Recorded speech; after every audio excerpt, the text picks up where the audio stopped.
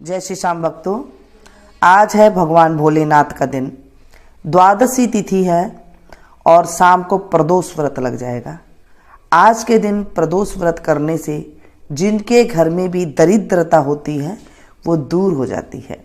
यह हमारे ग्रंथों में लिखा हुआ है। अगर आपके घर में गरीबी है तो आप प्रदोष व्रत कर लीजिए, गरीबी का नाश ऐसे हो जाएगा जैसे पता ही नहीं चला आपको।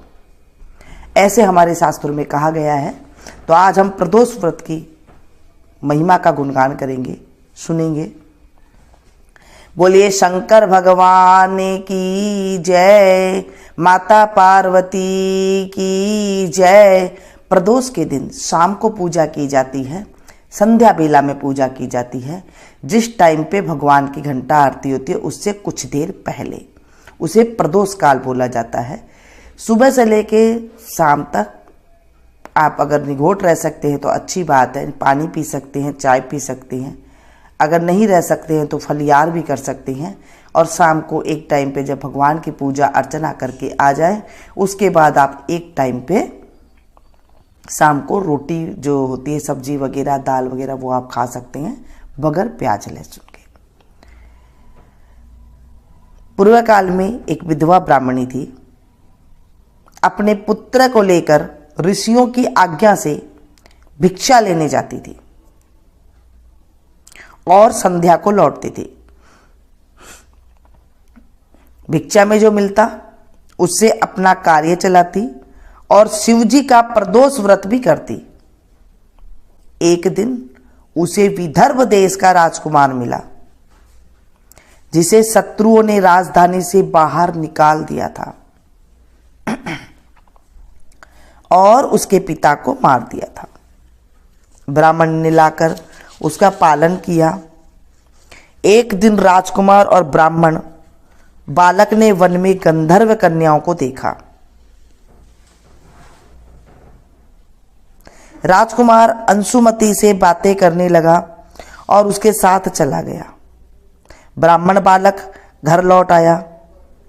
अंशुमति के माता पिता ने अंशुमति का विवाह राजकुमार धर्मगुप्त के साथ कर दिया और शत्रुओं को परास्त कर विदर्भ का राजा बनाया। धर्मगुप्त को ब्राह्मण की याद रही और उसने ब्राह्मण कुमार को अपना मंत्री बना लिया। यथार्थ में यह सब शिवजी की कृपा से और शिवजी के प्रदोष व्रत का फल था। तभी से ही यह शिवजी का प्रदोष व्रत लोक में प्रसिद्ध हुआ। इस व्रत के प्रभाव से सभी मनोकामना पूर्ति होती है। अगर घर में दरिद्रता है उसका संपूर्ण नाश हो जाता है। बोलिए शंकर भगवान की जय। इसके बाद रुद्राष्टकम जरूर पढ़े आप। इससे पढ़ने से हमारी मनोकामना पूरी होती है। और आप जल चढ़ाएं, एक धार से आप जल चढ़ा सकते हैं श्री रुद्राष्टकम पढ़ते हुए। नमामि समीशान निर्वाण रूपम विभुं व्यापकं ब्रह्म वेद स्वरूपम निजं निर्गुणं निर्विकल्पं निरीहं चिदाकाशमाकाशवासं भजेऽहम् निराकारमोङ्कारमूलं तुरीयं गिराज्ञानगोतीतमीशं गिरीशं करालं महाकालकालं कृपालं गुणागार संसार पारम नतोऽहम् तुषाराद्रिशङ्काश गौरं गभीरं मनोभूत कोटि प्रभाश्री शरीरम् शपुरन्नमौली कल्लोलिनी चारुगंगा लसब्धाल वालेन्दुकण्ठे भुजंगा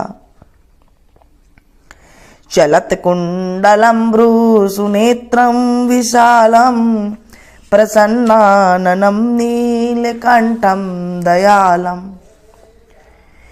मृगाधीशचर्माम्बरं मुण्डमालं प्रियं शङ्करं सर्वनाथं भजामि प्रचण्डं प्रगिष्टं प्रगलं परेशम् अखण्डम् अजं भानुकोटिप्रकाशम्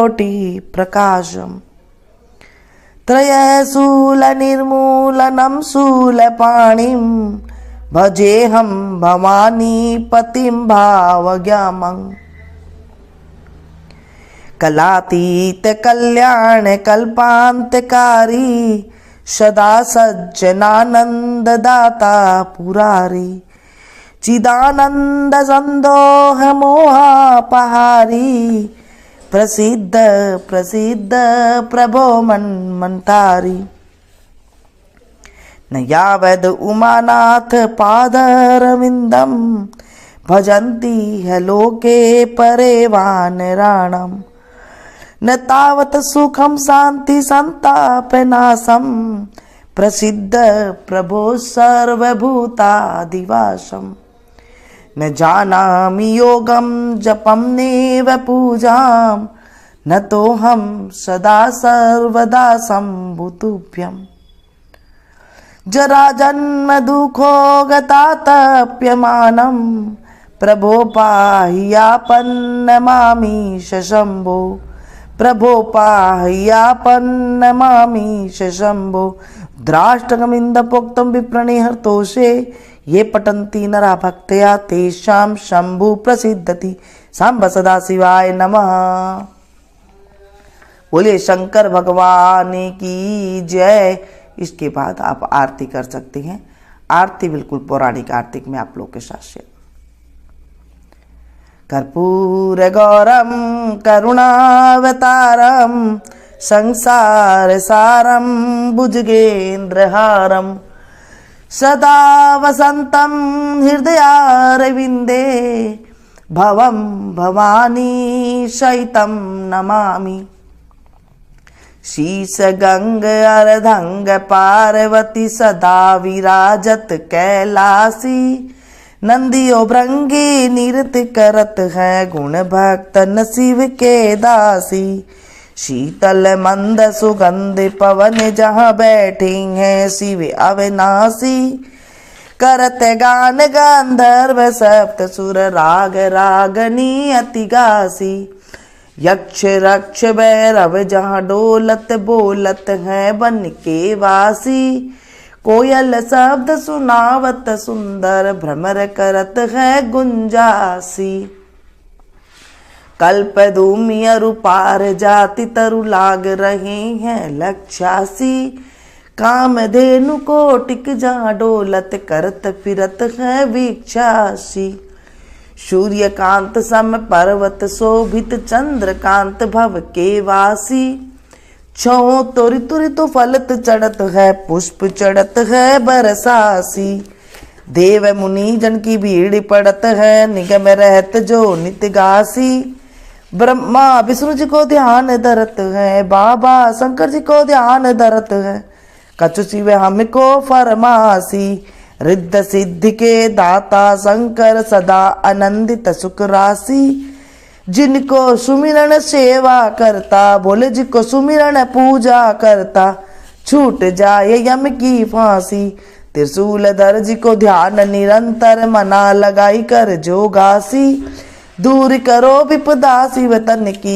कष्ट हरो व्याधा मोरे मन की जन्म जन्म शिव पद पासी कैलासी काशी के वासी बाबा अविनाशी मेरो सुध लीजो सेवक जान सदा चरणन को पायक जान हरि दर्शन को अपनो ज्ञान कृपा कीजो आप तो प्रभु जी सदा सयानी बाबा अवगुण मेरो सब ढकियो सब अपराध क्षमा कर शंकर मेरो अपराध माफ कर बोले बाबा किंकर की बिनती सुनियो अभय ज्ञान दी जो हरिमो को सकल सृष्टि के हितकारी श्री भोलेनाथ बाबा भक्त निरंजन भूतनाथ बाबा भक्त निरंजन अलखनाथ बाबा भक्त निरंजन भवभंजन बाबा शुभकारी काल हरो हरि कष्ट हरो हरि दुख हरो दारिद्र हरो। नमामि शंकर भवानी, बोले बाबा हर हर शंकर आप शरणम। सेवा पूजा बंदगी सभी तुम्हारे हाथ, मैं तो कुछ जानू नहीं तुम जानो रघुनाथ। सिंह चढ़े दुर्गा मिले, गरुड़ चढ़े भगवान, बैल चढ़े शिव जी मिले तो पूर्ण होए सब काम। सदा भवानी दायिनी सन्मुख रहत गणेश, पांच देव रक्षा करे ब्रह्मा विष्णु महेश। बोले सांब सदा शिवाय नमः। शंकर भगवान की जय, देवादिदेव महादेव की जय, माता पार्वती की जय। कथा को जब पढ़ते हैं हाथ में थोड़े से चावल के दाने ले सकती हैं, उसके बाद आप कथा का स्मरण करें और बाद में शंकर जी को चढ़ा के आ जाए। ऐसे होता है घर में अगर आप पूजा करते हैं तो कथा में जो चावल लिए हैं आपने वो सूर्य भगवान को अर्घ दे सकते हैं और उसके बाद भगवान की परिक्रमा करके आप व्रत शुरू कर सकते हैं। शाम के टाइम पे आप जल ले जा करके उसमें आप भगवान को चंदन चढ़ाएं, रोली नहीं चढ़ती है भगवान को, चंदन चढ़ाए, जनेऊ चढ़ाएं, कमलगट्टे चढ़ाएं और इस तरह से आप पूजा करें जो भी आप विधि विधान के साथ करते हैं। पंचामृत जरूर चढ़ाएं या हो सके तो, अगर आपके पास कुछ भी नहीं है, नहीं टाइम मिलता है कई बार, तो सीधा आप जल भी चढ़ा सकते हैं। नहीं तो आप घर में रहकर भी कहीं नहीं जा सकते हैं मंदिर में, तो आप घर में रहकर भी सिर्फ संकल्प सुबह करके और कथा सुन के भी आप ये सुन के और उसके बाद आप व्रत रख सकते हैं। क्योंकि हर जगह पर मंदिर भी नहीं होते हैं, हर जगह घर में शिवलिंग भी नहीं होता है, तो आप मनसा पूजा कर सकते हैं। मनसा पूजा ज़्यादा अच्छी होती है, ज़्यादा जल्दी भगवान के पास पहुंचती है। मन से आप पूजा करें और शाम के टाइम पे एक टाइम भोजन करें। बना सकते हैं तो खीर अवश्य बनाएं ये प्रदोष वाले दिन, क्योंकि द्वादशी भी पड़ती है तो उस दिन खीर बनाना बहुत शुभ माना जाता है। खीर बना करके आप भगवान का नाम ले करके उसके बाद आप उसका प्रसाद ग्रहण कर सकते हैं। ये थी छोटी सी जानकारी, अच्छी लगी हो तो इसे ज़्यादा से ज़्यादा अपनों के साथ शेयर कीजिएगा, क्योंकि जब हम किसी अच्छी चीज़ को, अच्छी बात को, भगवान के नाम का स्मरण को जब हम किसी के साथ शेयर करते हैं तो हमारे जीवन में खुशियाँ आती है और पापों का नाश होता है। और जो हम जिसे हम सुनाते हैं एक साथ काफ़ी लोगों को जब सुनते हैं तो उनके पुण्य का 16वां हिस्सा हमें घर बैठे ही मिल जाता है। ऐसे हमारे ग्रंथों में लिखा हुआ है।